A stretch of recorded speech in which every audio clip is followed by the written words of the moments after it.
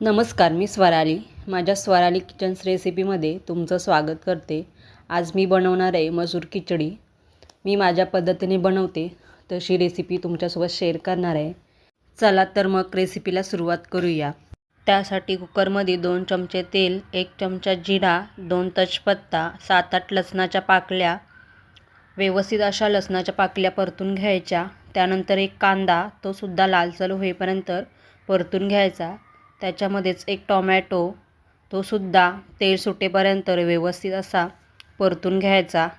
त्याच्यानंतर 1 चमचा लाल तिखट, अर्धा चमचा हळदी पावडर, 1 चमचा धना पावडर, अर्धा चमचा गरम मसाला, हे सुद्धा मसाले व्यवस्थित असे परतून घ्यायचे.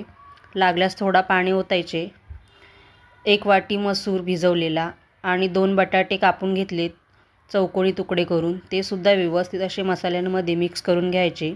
2 वाट्या तांदूळ धुतलेले, ते सुद्धा मिक्स करून घ्यायचे व्यवस्थित असे.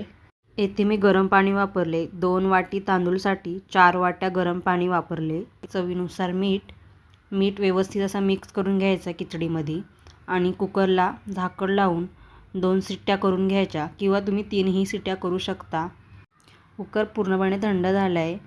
थोडीशी वाफ काढून घेतली आणि कुकरचं झाकण उघडून बघितलं. आपला मसूर भात व्यवस्थित असा शिजलेला आहे. कुठेही लागलेला नाही आहे कुकरला. तुम्ही हा भात दहीसोबत किंवा पापड लोणचा याच्यासोबत सर्व करू शकता. तुम्हाला जे आवडेल त्याच्यासोबत तुम्ही खाऊ शकता.